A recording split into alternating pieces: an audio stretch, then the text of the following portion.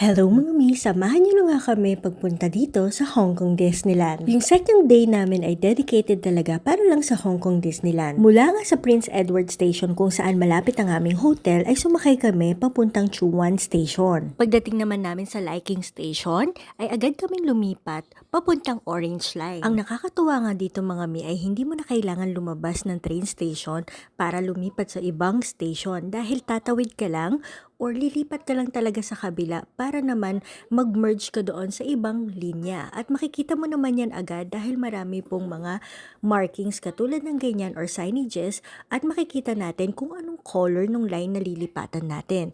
This time, lilipat kami sa Orange Line at bababa kami sa Sunny Bay Station. Pagdating mo nga dito sa Sunny Bay Station, dito nyo na po makikita yung iconic na train ni Mickey Mouse. Ito naman yung train na sasakyan natin na magdadala sa atin sa happiest place on earth. Dito pa nga lang sa train station dito sa may Sunny Bay ay hindi na ako makapaniwala na nandito na talaga kami. Kasi lagi ko lang to napapanood sa mga vlog at tinitignan ko kung paano nga ba pumunta sa Disneyland. At hindi nga ako makapaniwala dahil this time kami naman yung sasakay dito sa Mickey Mouse train. Akala ko talaga hindi ko na mararanasan. Pagdating nga namin sa loob ng train ay marami na agad nakaupo kasi nga maraming papunta ngayon sa Disneyland. Thursday nga pala yung araw na napili namin para pumunta dito sa Disneyland. At ito naman si Ate Awuja ay antok na antok pa dahil pagod na pagod pa siya mula sa kakalakad at sa paghihintay ng flight kahapon. Pero nung nasilayan niya talaga yung train ni Mickey Mouse ay tuwan-tuwa siya at sobrang excited na makasakay dito. Isa sa mga tip na napulot ko, kakanood ko nga ng mga travel vlogs ay ito mga mi. Kung gusto nyo magkaroon ng picture na halos wala masyadong tao sa loob ng train, kailangan hindi mo na kayo bababa ng train pagdating nyo sa may Disneyland.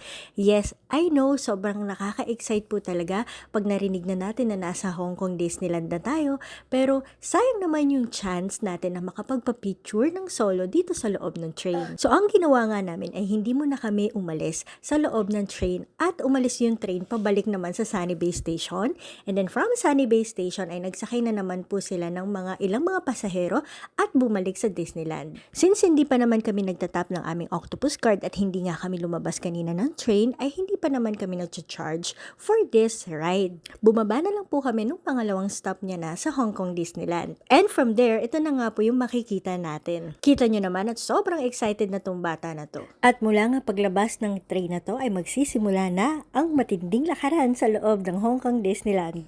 Pagbaba nyo nga sa train ay agad nyo makikita itong mga stairs na to na papunta sa mismong park. Aakyatin lang natin yung mga mi para makapasok na nga tayo doon sa vicinity ng Disneyland. Pagkatapos nga natin matap yung mga octopus card natin at ma-charge sa buong biyahe na ginawa natin from the Prince Edward Station, eto naman po yung makikita nating view. If I'm not mistaken, ay nagkaroon na kami or nagpa-picture na kami niyan sa ARC, yung iconic na nakalagay na Hong Kong Disneyland. And by that time ay naglalakad na kami papunta sa mismong entrance. By the way mga mi, ang inavail naming ticket sa Klook ay yung merong early pass sa Hong Kong Disneyland. Para nga naman isa kami sa unang papasok sa loob ng theme park. Kung 10:30 AM magbubukas yung theme park, kaming mga may early pass ticket ay papasok ng 9:30 AM. Because of that, magkakaroon kami ng chance na mauna sa mga rides. Ang dami nga naming mistakes no mga araw na to. Isa na dyan yung hindi kami nakapagdala ng payong, plus hindi kami nakapagdala ng portable fan o kahit pamaypay man lang kasi sobrang init talaga ng panahon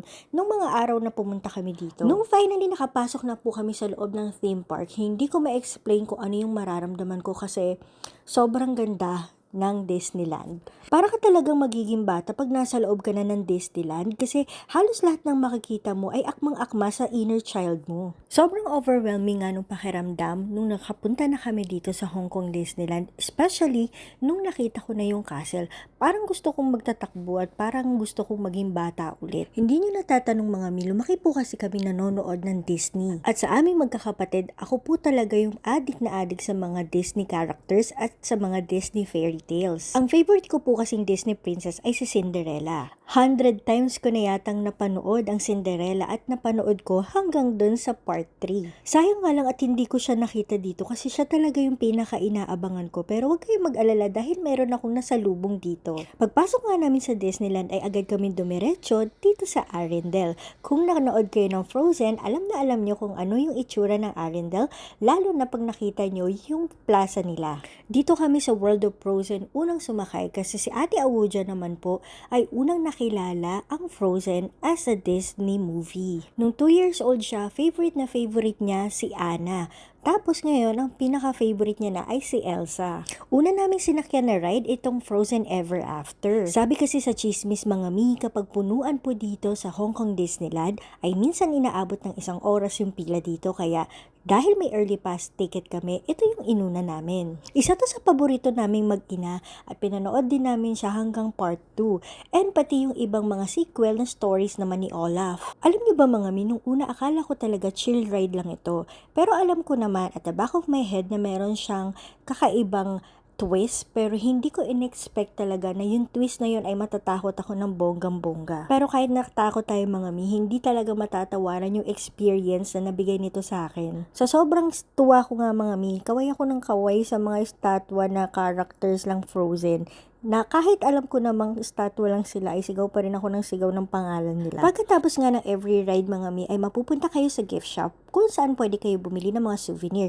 Eto nga si Ate Awuja at si Daddy ay di matawaran at bumili ka agad netong Olaf na bubble maker na to. Di pa nga natatapos at nagsisimula pa lang yung araw ay meron na agad silang binili. Pagkatapos nga niyan ay kumain kami saglit, tapos nag-ride kami, and then pumunta kami dito sa Playhouse in the Woods. Sa Playhouse in the Woods mga mi, dun yung meet si Elsa and Anna up close. Para malaman nyo kung anong oras yung kanilang mga shows, i-download nyo lang yung Disneyland app. At pagpasok nga namin dito ay sinalubong kami agad ni Anna at tuntua talaga kami. Tapos maya-maya lang ay tinawag na namin si Elsa. Then after that, pinatayo nila kami at lahat ng bata ay pinapila sa unahan. Yan ay para magkaroon sila ng up close interaction kay Elsa at Anna. Unfortunately, ito si Ate Awuja nyo ay ayaw masyadong lumapit kay Anna and Elsa kasi nahihiya siya. Sabi ko nga yakapin niya eh. Sabi ko sa inyo mga mi, yung mga panahon na yan, mga sandali na yan, gusto kong magpanggap na bata para mayakap ko lang si Anna at Elsa. Sabi ko sa inyo, mas bata pa yata ako dito sa anak ko eh. Nakakatuwa kasi mga mi na yung pinapanood nyo sa cartoons na buhay. After nga ng show na yan, ay agad kami dumiretso sa banquet hall para i-redeem namin yung aming food. Nag-purchase nga pala kami ng food namin sa mismong Klook app para pagdating dito ay i-redeem na lang namin at mas makakamura kami. As usual mga mi, medyo marami ng tao sa loob ng banquet hall, kaya doon na lang kami sa labas nakakuha ng seat namin. Si Daddy na lang yung pumila sa loob para mag-redeem ng aming food stub, tapos si Ate Awuja at ako ay naghintay sa kanya dito sa labas. Ito nga pala yung food ng mga bata at ito naman yung food ng adult. Hindi na kami nagkanin mga mi kasi dito pa lang sobrang mabubusog ka na.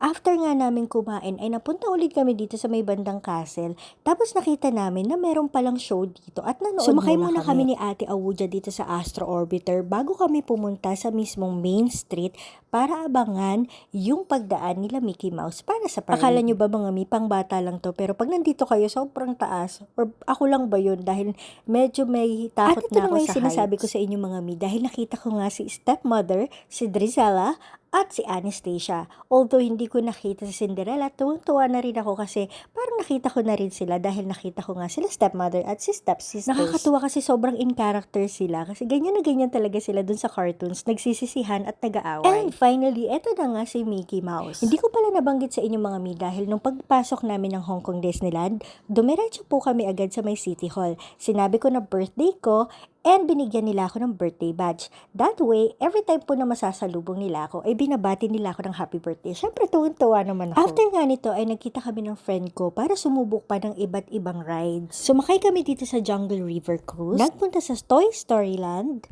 na para ka talagang dinala dun sa mundo ng Toy Story. Kaya lang mga miss, sobrang init.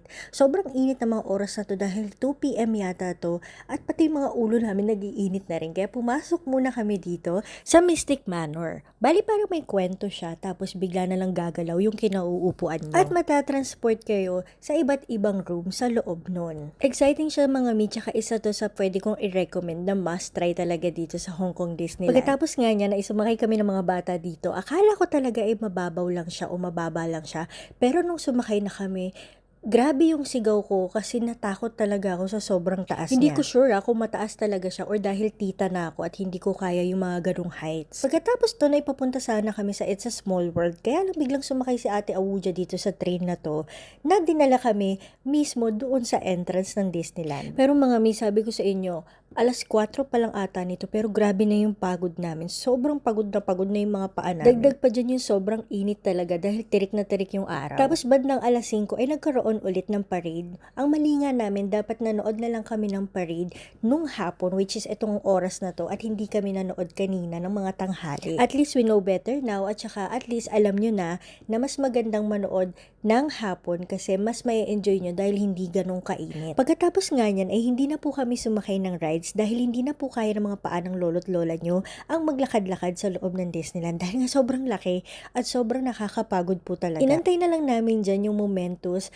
para mapanood namin at hindi kami mawalan ng pwesto dito sa may tapat ng castle. Nagpalit na rin po pala kami ng damit niyan kasi sobra po talagang init at sobra na po kami pawis na pawis at hulas na hulas. At bago nga po mag-Momentos ay sumakit po yung ulo ni Ate Awudja. Dala na rin siguro ng init at pagod sa buong araw ng pag-i-stay namin dito sa Hong Kong Disneyland, kaya siguro sumakit yung ulo niya. Sumakto pa talaga dahil Momentos na yon, kaya binuhat na lang siya ni Daddy para makanood siya. And finally, dumating na nga yung pinaka-highlights ng pagpunta dito sa Disneyland. Walang iba kundi yung Momentos. Dito po nagpe-play sila ng iba't ibang songs ng Disneyland kasabay ng mga pag-flash ng mga Disney characters doon sa mismong castle. Sobrang ganda mga mi kasi bawat tunog ay sinasabayan po talaga siya ng mga fireworks. At kami po talaga ni Ate Awudja ay mahilig po sa fireworks. Idagdag mo pa mi yung mga pailaw nila katulad ng ganyan. Sobrang ganda at sobrang magical lang talaga. Mapapasabi ka na lang talaga ng thank you Lord for this experience kasi sobrang grateful talaga ng puso ko nung makita ko tong mga to. At sabi nga sa kanta, live the moment and love the memories.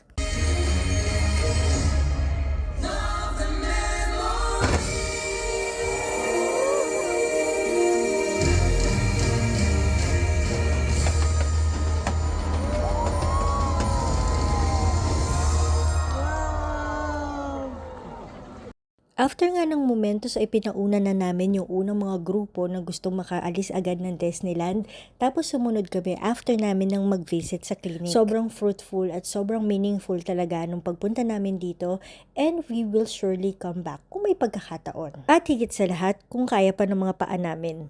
Parang di ka napagod ah. Ano yung binudol mo sa Disneyland? Ipanit. Wow! Wow. Meow, meow! Hanggang dito muna mga mi. Salamat sa panonood.